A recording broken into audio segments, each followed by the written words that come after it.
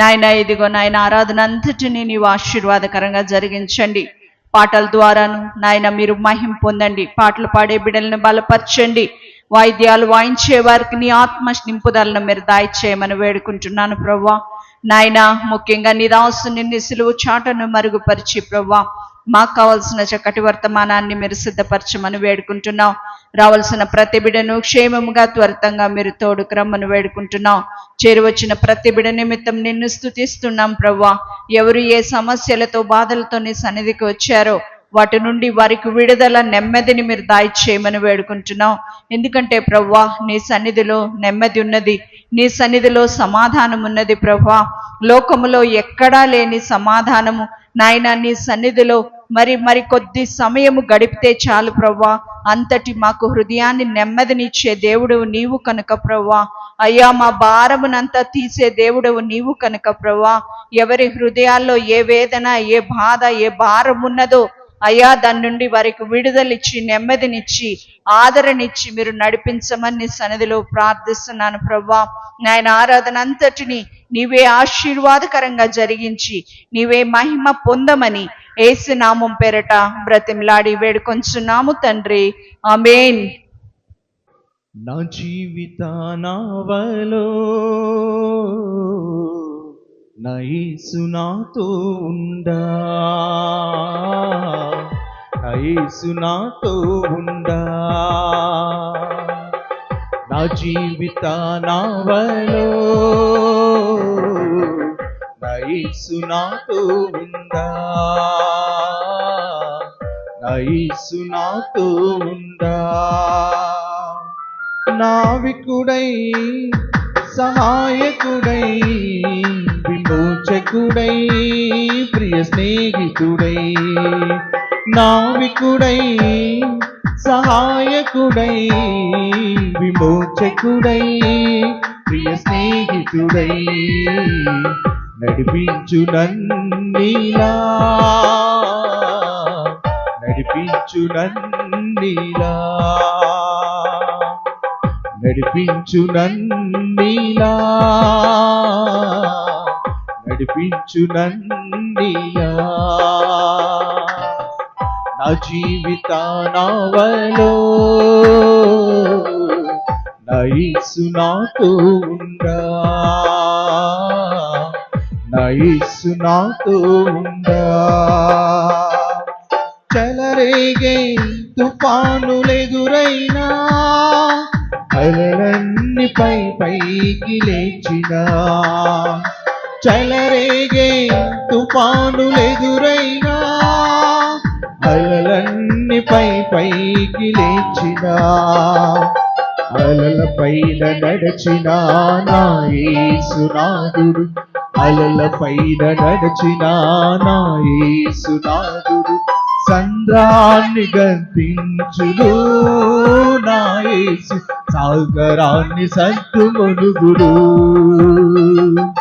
నావికుడై సహాయకుడై విమోచకుడై ప్రియ స్నేహితుడై, నావికుడై సహాయకుడై విమోచకుడై ప్రియ స్నేహితుడై నడిపించు నన్నీలా, నడిపించు నన్నీలా, నడిపించు నన్నీలా, నడిపించు నన్నీలా. నా జీవిత నావలో నా యేసు నాతో ఉండా, నా యేసు నాతో ఉండా. సంద్రమనే ఈ లోకంలో పాపమనే ఈ చీకటిలో, సంద్రమనే ఈ లోకంలో పాపమనే ఈ చీకటిలో తీరమేది కానక కలవరపడుచున్నావు, తీరమేది కానక కలవరపడుచున్నా ప్రభు యేసు దరి చేర్చును నా యేసు అద్దరికి నిన్ను చేర్చుడు నావికుడై సహాయకుడై విమోచకుడై ప్రియ స్నేహితుడై నావికుడై సహాయకుడై విమోచకుడై ప్రియ స్నేహితుడై నడిపించు నన్నీలా నడిపించు నన్నీలా నడిపించు నన్నీలా నడిపించు నన్నీలా నా జీవిత నావలో నా యేసు నాతో ఉండా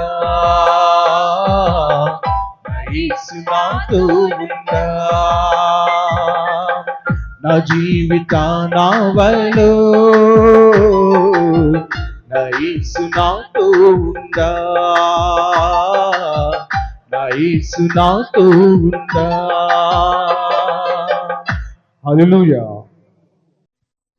ఎన్నాడెన్నడు మారనిది నా యేసుని దివ్య ప్రేమ ఎన్నాడెన్నడు వీడనిది నా యేసుని నిత్య ప్రేమ ప్రేమ యేసుని ప్రేమ అది ఎవ్వరు కొలువలేనిది నిజము దీనిని నమ్ము ఇది భువి అందించలేనిది ప్రేమ యేసుని ప్రేమ అది ఎవ్వరు కొలువలేనిది నిజము దీనిని నమ్ము ఇది భువి అందించలేనిది ఎన్నాడెన్నడు మారనిది నా యేసుని దివ్య ప్రేమ ఎన్నాడెన్నడు వీడనిది నా యేసుని నిత్య ప్రేమ ఎన్నాడెన్నడు మారనిది నా యేసుని దివ్య ప్రేమ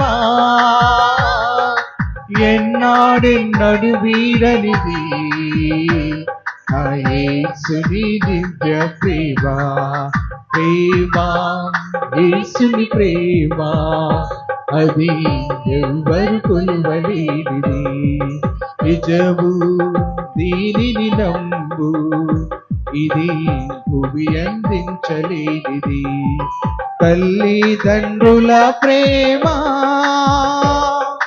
నీడవలె గతించును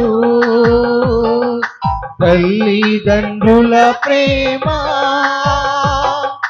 నీడవలె గతించును కన్నా బిడ్డల ప్రేమ కలలా కరిగిపోదు కన్నా బిడ్డల ప్రేమ కలలా కరిగిపోదు ఎన్నాడెన్నడు మారనిది నా యేసుని దివ్య ప్రేమ ఎన్నాడెన్నడు వీడనిది నా యేసుని నిత్య ప్రేమ ఎన్నాడెన్నడు మారనిది నా యేసుని దివ్య ప్రేమ ఎన్నాడెన్నడు వీడనిది నా యేసుని నిత్య ప్రేమ ప్రేమ యేసుని ప్రేమ అది ఎవ్వరు కొలువలేనిది నిజము దీనిని నమ్ము ఇది భువి అందించలేనిది ధరణిలోని ప్రేమలన్నీయు స్థిరము కావు తరిగిపోవును ధరణిలోని ప్రేమలన్నీయు స్థిరము వ్యర్థము కావు కరిగిపోవును. క్రీస్తు యేసు కల్వరి ప్రేమ కడవరకు ఆదరించును. క్రీస్తు యేసు కల్వరి ప్రేమ కడవరకు ఆదరించును. ఎన్నాడెన్నడు మారనిది నా యేసుని దివ్య ప్రేమ, ఎన్నాడెన్నడు వీడనిది నా యేసుని దివ్య ప్రేమ, ఎన్నాడెన్నడు మారనిది నా యేసుని దివ్య ప్రేమ, ఎన్నాడెన్నడు వీడనిది నా యేసుని దివ్య ప్రేమ. ప్రేమ యేసుని ప్రేమ అది ఎవరు కొలువలేనిది, నిజము దీనిని నమ్ము ఇది భూమి అందించలేనిది. ప్రేమ యేసుని ప్రేమ అది ఎవరు కొలువలేనిది, నిజము దీనిని నమ్ము ఇది భూమి అందించలేనిది. హల్లెలూయా.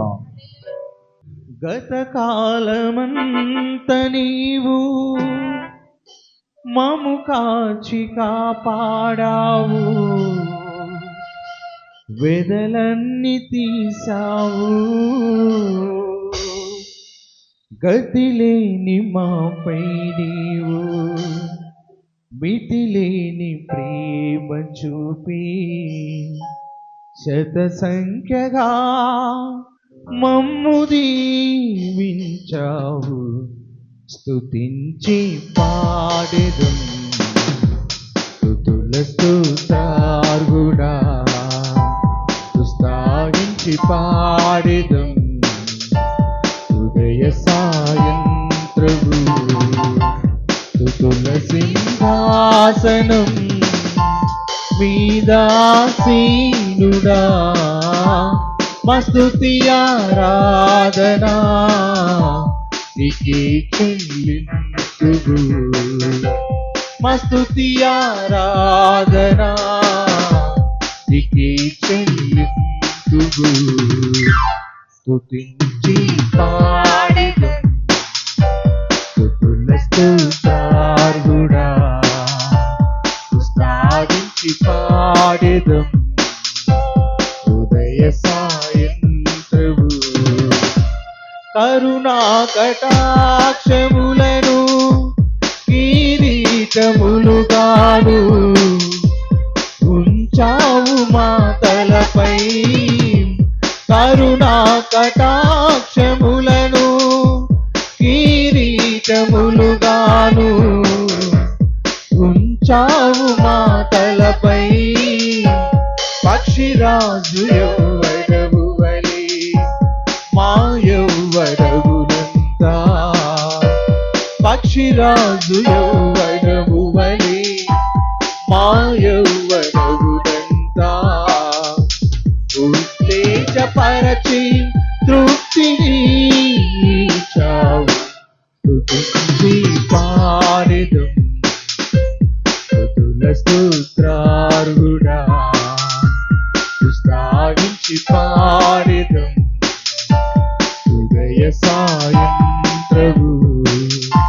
స్తుతుల సింహాసనం మీదాసీనుడా, మా స్తుతి ఆరాధనా నీకే చెల్లింతుము. మా స్తుతి ఆరాధనా నీకే చెల్లింతుము. స్తుతించి పాడెదం స్తుతుల స్తుతార్హుడా, స్తుతించి పాడెదం హృదయ సాయంత్రము. గత కాలమంత నీవు మము కాచి కాపాడావు, వెదలన్నీ తీసావు. గత కాలమంత కాచి కాపాడావు, వెదలన్నీ తీర్చావు. గతి లేని మాపై నీవు మితి లేని ప్రేమ చూపి, గతి లేని మాపై నీవు మితి లేని ప్రేమ చూపి, శత సంఖ్యగా మమ్ము దీవించావు. స్తుతించి పాడెదం స్తుతుల స్తోత్రార్హుడా, స్తుతించి పాడెదం ఉదయ సాయంత్రము. స్తుతుల సింహాసనం మీదాసీనుడా, మా స్తుతి ఆరాధనా నీకే చెల్లింతుము. మా స్తుతి ఆరాధనా నీకే చెల్లింతుము. స్తుతించి పాడెదం స్తుతుల స్తోత్రార్హుడా, స్తుతించి పాడెదం ఉదయ సాయంత్రము. హల్లెలూయా, హల్లెలూయా. దేవుని నామమునకు మహిమ కలుగును గాక. కూడి వచ్చిన మీ అందరికీ ప్రభు పేరిట వందనాలు తెలియచేస్తూ ఉన్నాను. దేవుడు మిమ్మును మీ కుటుంబాలను ఆశీర్వదించాలని నేను కోరుతూ ఉన్నాను.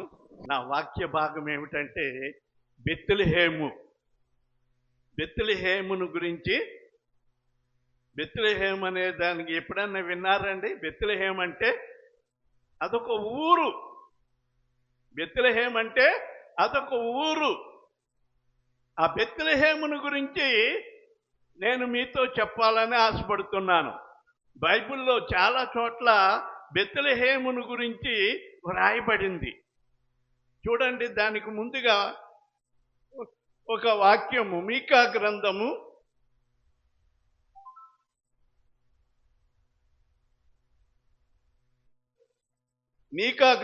5వ అధ్యాయము 2వ వచనము చూడండి. బెత్లెహేము ఎఫ్రాతా, యూదా వారి కుటుంబములలో నీవు స్వల్పమైన దానవని గ్రామమైనను నా కొరకు ఇశ్రాయేలును ఏలబోవాడు నీలో నుండి వచ్చును. చాలండి. ఇక్కడ మీకా అనే ప్రవక్త యేసు ప్రభువు వారికి ముందుగానే, యేసు ప్రభువు వారు పుట్టడానికి ముందుగానే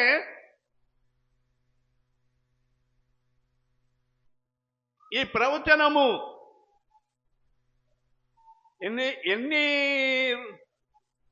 సంవత్సరాలకి ఈ ప్రవచనం యేసు ప్రభువు పుట్టుకకు ముందుగా 4000 సంవత్సరాలు ముందుగానే ఈ ప్రవచనము ప్రవచింపబడింది. యేసు ప్రభువు పుట్టుకను గురించి. యేసు ప్రభువు ఎక్కడ పుడతాడు అని అంటే ఇక్కడ బెత్లెహేము ఎఫ్రాతా. ఎఫ్రాతా అంటే అదొక స్థలము. మీకు అర్థం అవటానికి చెప్తున్నాను. బెత్లెహేం అనగా రొట్టెల ఇల్లు అనే అర్థం అండి. యాకోబు ఈ మాట చెప్తున్నాడు. తన భార్య అయిన ఆదికాండము 48వ అధ్యాయంలో ఉంటుంది ఆ సంగతి. మీరు చూడండి. ఆదికాండము 48 7వ వచనములో ఉంది. తన భార్య అయిన రాహేలు చనిపోయినప్పుడు ఈ బెత్లెహేములోనే భూస్థాపన చేశాడు, పాతి పెట్టాడు అనమాట అండి. అది ఎక్కడ ఉందంటే ఎఫ్రాతా మార్గములో ఉన్నది ఆ బెత్లెహేము అని చెప్పి అడ్రస్ అక్కడ చెప్తున్నాడు. కనుక ఈ బెత్లెహేము చాలా ప్రాముఖ్యమైనది. చిన్న గ్రామం అయినప్పటికీ దేవుడు ఏర్పాటు చేసుకున్నాడు. ఎంత గొప్ప ధన్యత, ఎంత గొప్ప ధన్యత. మరి రూతు గ్రంథంలో చూస్తే మొదటి అధ్యాయంలో నయోమి రూతు మోయాబు దేశం నుండి తిరిగి బెత్లెహేముకు వచ్చారు. బెత్లెహేం అనే గ్రామానికి వచ్చారు. చాలా కాలానికి వెళ్ళిపోయి మరి అక్కడ బెత్లెహేము నుండే వెళ్ళారు.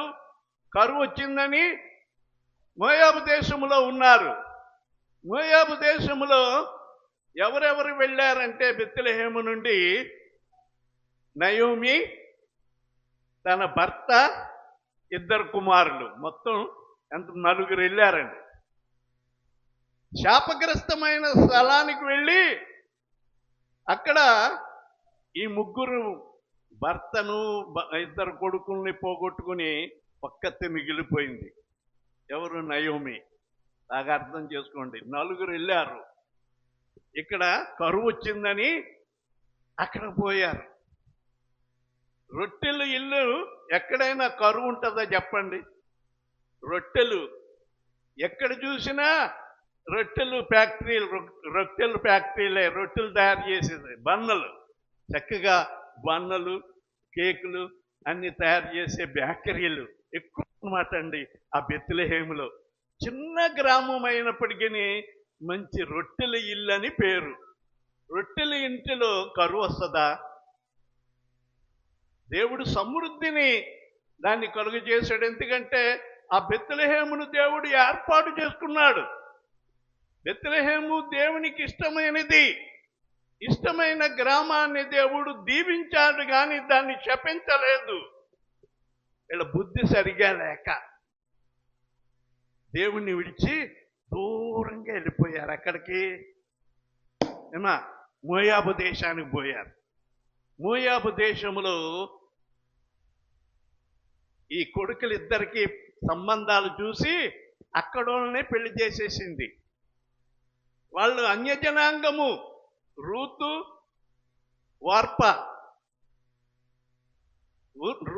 వార్ప అన్యజనాంగాన్ని పెళ్లి చేసుకుని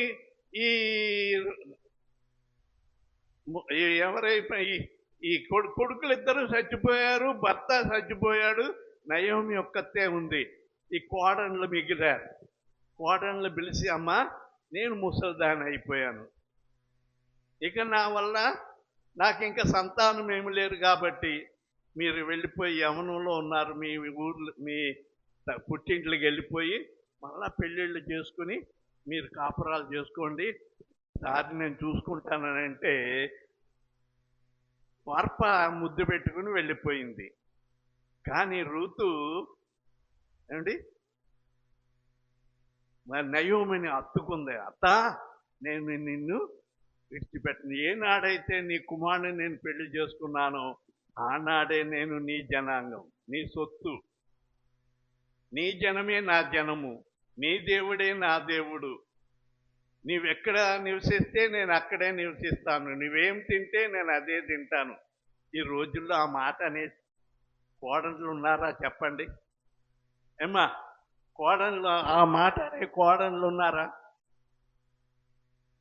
పెళ్లి చేసిన 3 నెలలకే 6 నెలలకే వేరే కాపురం పెట్టించేస్తారు. అత్త మామని దూరం చేసుకుని కొడుకుని వేరు చేసి లాక్కుపోతారు. కానీ రూతు అలా కాదండి. అత్తను ప్రేమించింది. అత్త, నేను నిన్ను విడిచిపెట్టి నేను ఎక్కడికి పోను, నా తల్లిదండ్రులు ఆనాడే విడిచిపెట్టేశాను, నీ జనమే నా జనము, నీవు కొలిచే దేవుణ్ణే నేను కొలుస్తాను.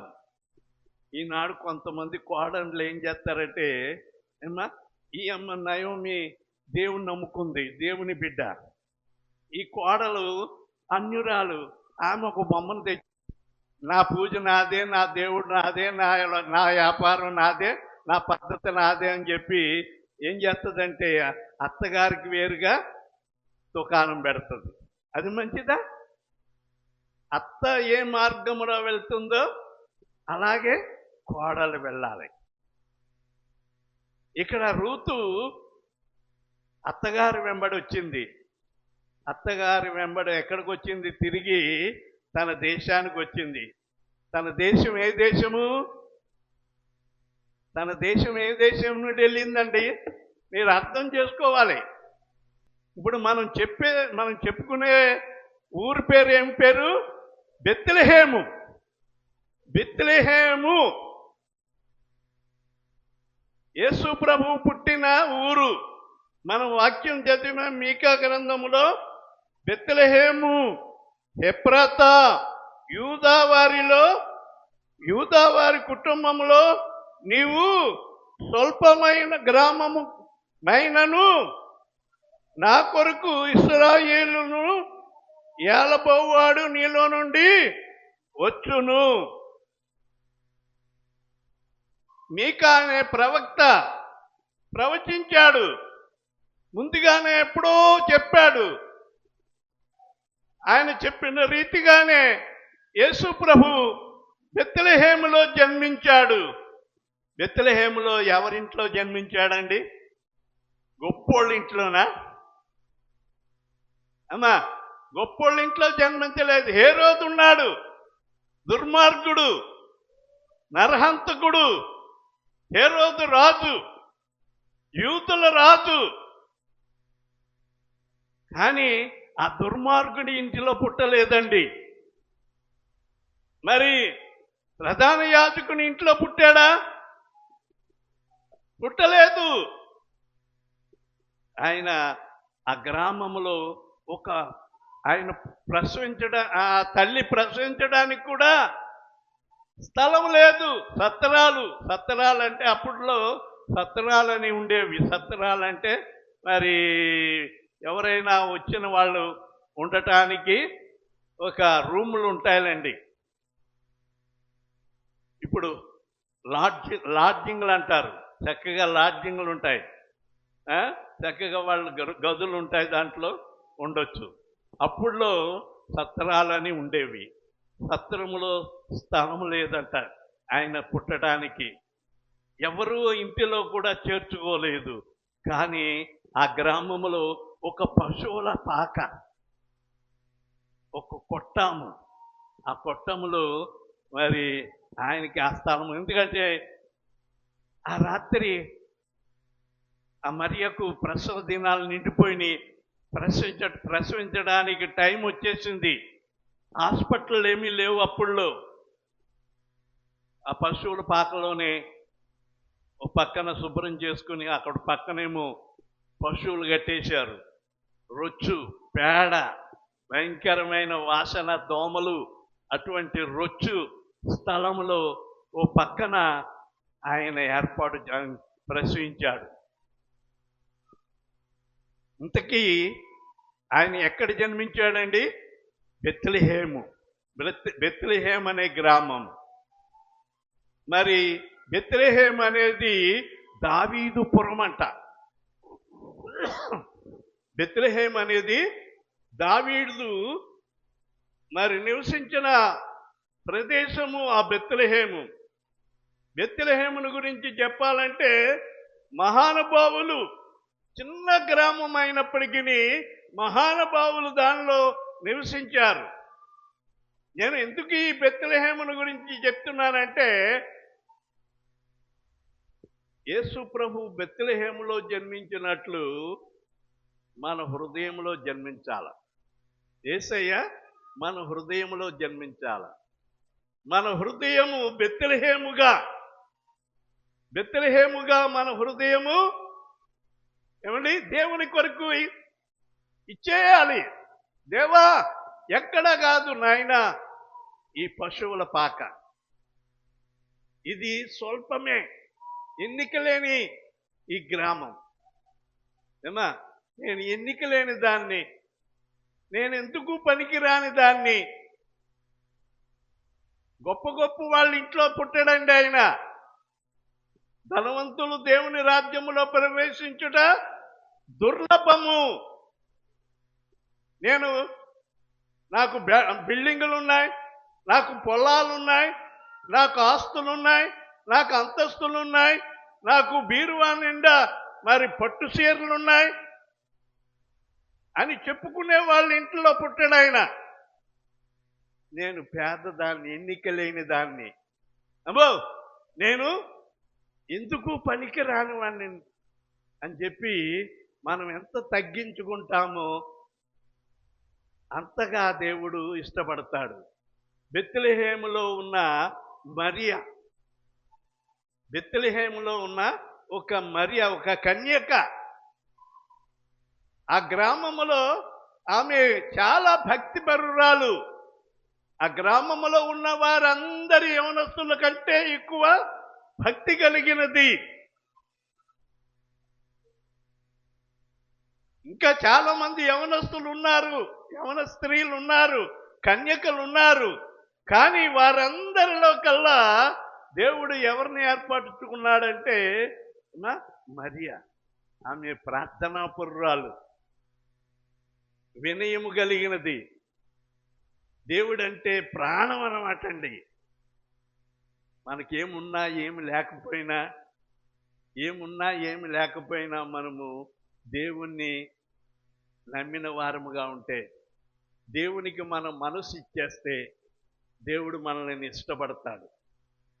దేవదూత పరలోకము నుండి దిగి వచ్చి, గాబ్రియేలు దూత ఆ గ్రామములో, బెత్లెహేం అనే గ్రామములో మరియను వెతుక్కుంటూ వచ్చి మరియకు ప్రత్యక్షమయ్యాడు. మరియకు ప్రత్యక్షమై ఆమె ప్రార్థన చేసుకుంటుండగా దయాప్రాప్తురాలా. ఎంత చక్కని మాట అండి. ఆ మరియకు ఇచ్చిన బిరుదు ఏంటండి? దయా ప్రాప్తురాల. అమ్మో, మనం దయాప్రాప్తులుగా ఉన్నామా? దేవుని దయకు పాత్రులు. దేవుని దయకు మనం పాత్రులుగా ఉండాలా. దేవుడిని ఎడల దయ చూపాలంటే, దేవుని దృష్టిలో మనం దయాప్రాప్తులము కావాలంటే మరియా వలె వినయం కలిగి, ప్రార్థనా భక్తి కలిగి, ఉదయం సాయంకాలము దేవునికి ప్రార్థన చేసుకుని దేవునికి ఇష్టలుగా ఉంటే దేవుడు మనల్ని కోరుకుంటాడు. దేవునికి స్తోత్రం, హల్లెలూయా. ఎవరినంటే వారిని కోరుకోడండి.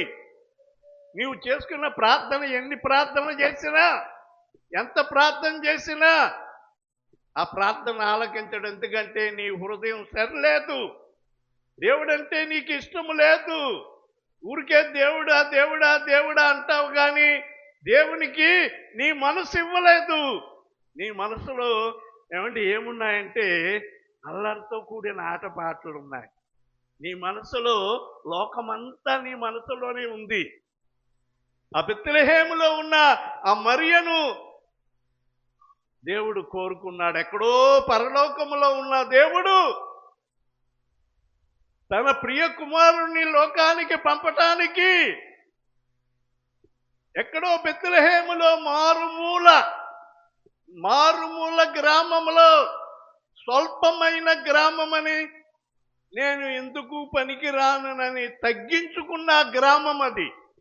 అక్కడ ఆ ప్రవక్త ఏమంటున్నాడంటే, స్వల్పమైన దానవని,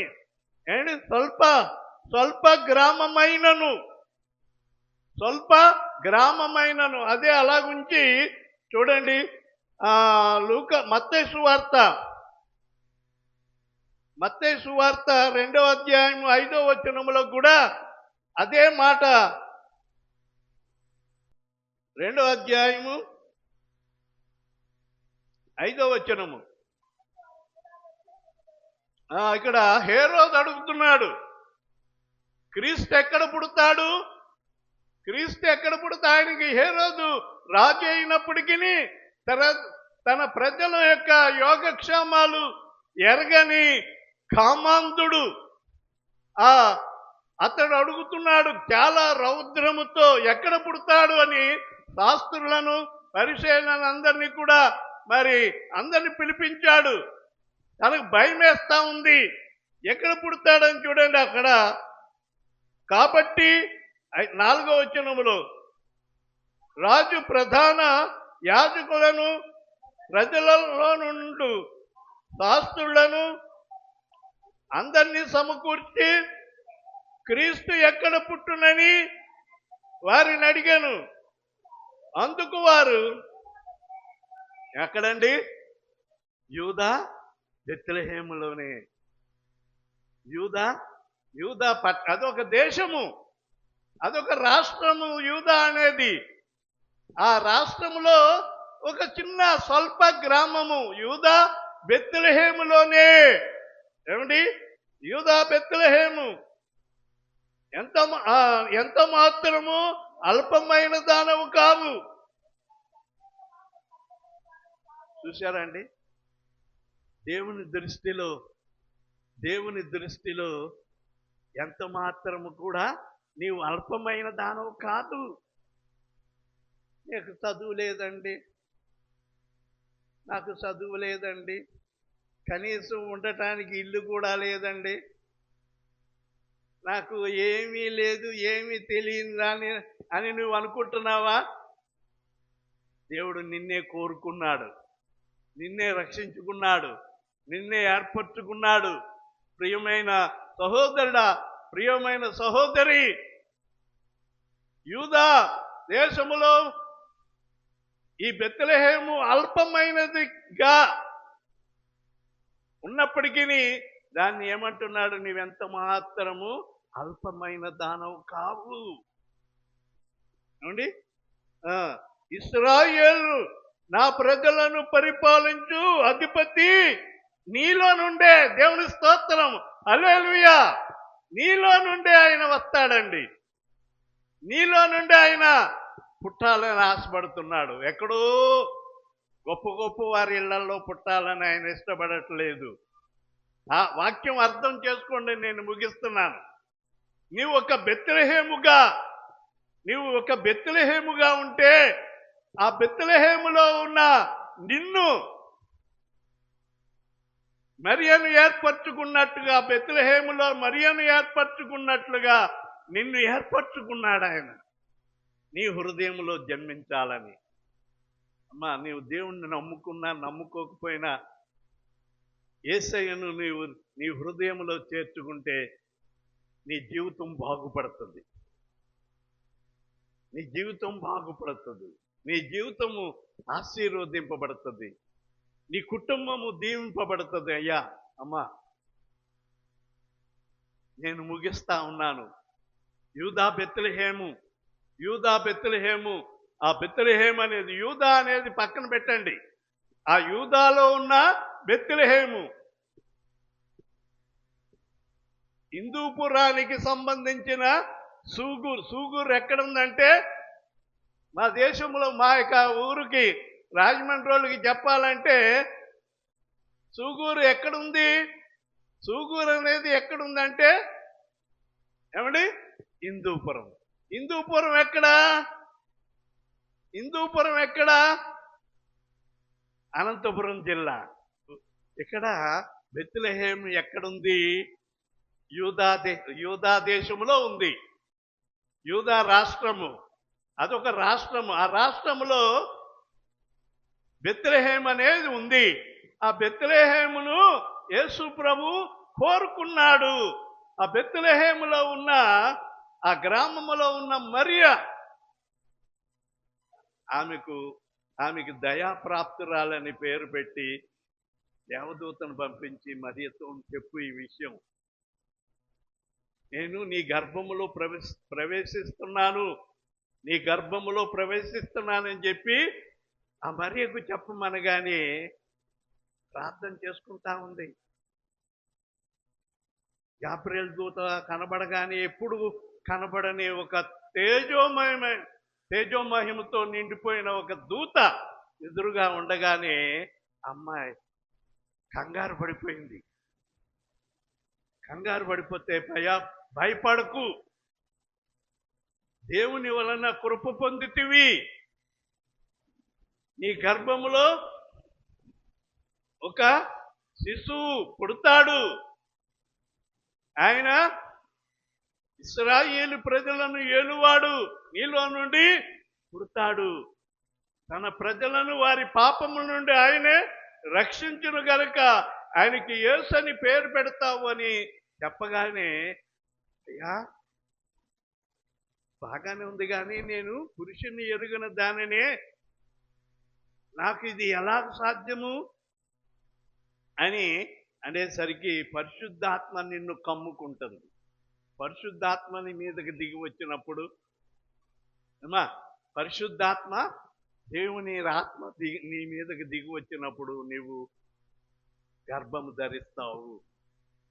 మనుషుని వలన పుట్టాడుగా, యేసు ప్రభు పుట్టలేదు, మనుషుల వలన మనమంతా పుట్టాము. పురుషుని వలన పురుషుని సంయోగం వలన మనం పుట్టాము. కానీ యేసు ప్రభు పవిత్రుడు, ఆయన పరిశుద్ధుడు. ఒక కన్యక గర్భంలో జన్మించిన యేసయ్య. ఆయన ఆ మరియ ఎక్కడంటే బెత్లెహేము. ఆ బెత్లెహేము గ్రామంలో పుట్టిన యేసు ప్రభువుని గురించి ఈ సమయంలో మనం ధ్యానించాము. ఎందుకంటే క్రిస్మస్ కాలంలో ఉన్నాము గనక యేసు ప్రభు ఎక్కడో పుట్టాడని మనం చెప్పుకునే దానికంటే ఏమండి, యేసయ్య నా హృదయంలో జన్మించాల. మనం పండగ చేసుకుంటున్నాం, యేసు ప్రభు పుట్టాడని బండి పుత్తాబైపోయి ఏమండి, కొత్త బట్టలు ఎవరు వేసుకోకూడదు. ఏమండి, నేను కట్టుకున్న బట్టలు మళ్ళీ ఎవరు వేసుకోకూడదు. కుటుంబంలో మరి అక్క చెల్లెళ్ళున్నా వాళ్ళెవరూ వేసుకోకూడదు, నేను ఒక్కదాన్ని వేసుకోవాలి, అటువంటి బట్టలు వేసుకోవాలని వేసుకుని ఇంత పొడుగు పువ్వులు పెట్టుకుని టిక్కు తక్కువమంటూ వస్తూ ఉంటాం. మరి మంచిదే, నేను విమర్శించట్లేదు. కానీ యేసు ప్రభు ఏమండి, నీవు ముస్తాబుని చూసి ఆయన నిన్ను మురిచిపోడు, కానీ నీవు ఆయన హృదయంలో చోటు ఇవ్వండి. పశువుల పాక ఆయన పుట్టడానికి చోటిచ్చింది. ఈనాటికి 2000 సంవత్సరాలు పైబడిపోయి ఇన్ని సంవత్సరాలు అయినప్పటికీ ఆ పశువుల పాకనే చక్కగా అలంకరిస్తారు. పండగ రోజున స్టేజీ మీద ముఖ్యమైన స్థానంలో పాస్టర్ గారు కూర్చునే స్థానంలో ఏమంటే పశువుల పాకనేసి ఆ పశువుల పాకలో చిన్న చిన్న బొమ్మలు పెట్టి యేసుబాబుని పెట్టి ఎంతో అలంకరిస్తారు. కానీ అక్కడ పశువుల పాక ఆ రోజుల్లో ఆయన జన్మించాడు. కానీ ఇది పశువుల పాకగా దేవునికి సమర్పించండి. నీ హృదయాన్ని దేవునికి సమర్పించండి. దేవుడు నీ హృదయంలో జన్మిస్తే అదే పండగ. ఎక్కడో జన్మించాడని పండగ చేసుకునే కంటే యేసు నా హృదయంలో జన్మిస్తే రోజు పండగే, రోజు సంతోషమే, రోజు హ్యాపీ, రోజు పండగే. పండగ ఒక్కరోజు 20 సంవత్సరానికి 25వ తారీఖున వచ్చే పండగ 25వ తారీఖునే పండగ చేసుకోకల్లా ప్రతిరోజు నీవు పండగ ఎప్పుడు యేసయ్య నీ హృదయంలో ఉంటే నిన్ను ఆశీర్వదిస్తాడు, నిన్ను దీవిస్తాడు, నీ కుటుంబాన్ని దీవిస్తాడు. ఆయన ఆశీర్వాదాలు కావాలంటే నీ హృదయంలో ఆయనను చేర్చుకోండి. దేవుడి మాటలు దీవించుగాక. ఆమేన్. నీ పరిశుద్ధ పాదములకు అనేక వందనాలు, స్తుతులు చెల్లిస్తూ ఉన్నాం. ఇంతవరకు వీళ్ళని నీ సన్నిధిలో నాయన కనిపెట్టి నాయన వాక్యం విన్నారు. నాయన బెత్లెహేమును గురించి మేము కొన్ని మాటలు విన్నాము. మేము నాయన నీవు జన్మించాలని మా హృదయం అనే బెత్లెహేమును మీ కొరకు ఏర్పాటు చేసి సమర్పించుకుంటూ ఉన్నాం. నాయన మా ప్రభువా, ప్రతి ఒక్కరు విన్న వాక్యాన్ని విని దాని నాయన మా ప్రభువా వారి హృదయాలను నీకు సమర్పించుకునే కృప దయచేయండి. మా ప్రభు క్రైస్తవ లోకమంతా క్రిస్మస్ వేడుకలు పండుగలు చేసుకొనిచుండగా బిడ్డలందరూ కూడా దానిలో నాయన సంతోషించడానికి నీ గుప్పిలు విప్పండి, ప్రతి అవసరతలు తీర్చండి నాయన. నీ దీవెనకు పాత్రులుగా ఒక్కొక్కరిని నడిపించండి. ఇప్పుడు వచ్చిన ప్రతి ఒక్కరిపై నీ హస్తము చాపండి.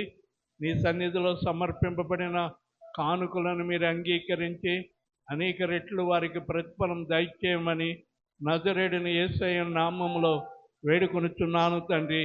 ఆమేన్. స్తుతి మహిమలు నీకే ప్రభువా, నిత్యము నిన్నే కొనియాడెదా. స్తుతి మహిమలు నీకే ప్రభువా, నిత్యము నిన్నే కొనియాడెదా. హల్లెలూయా హల్లెలూయా హల్లెలూయా హల్లెలూయా హల్లెలూయా హల్లెలూయా. దేవుని యందు నిరీక్షణయుంచి ఆయనను స్తుతించు నా ప్రాణమా. మన తండ్రి అయిన దేవుని ప్రేమ, ప్రభువైన యేసుక్రీస్తు వారి యొక్క కృప, పరిశుద్ధాత్మని యొక్క నిత్య సహవాసము సమాధానం ఇప్పుడు వచ్చిన మనందరికీ సదాకాలము తోడై ఉండును గాక. ఆమేన్ ఆమేన్. అందరికీ ప్రైజ్ ది లార్డ్.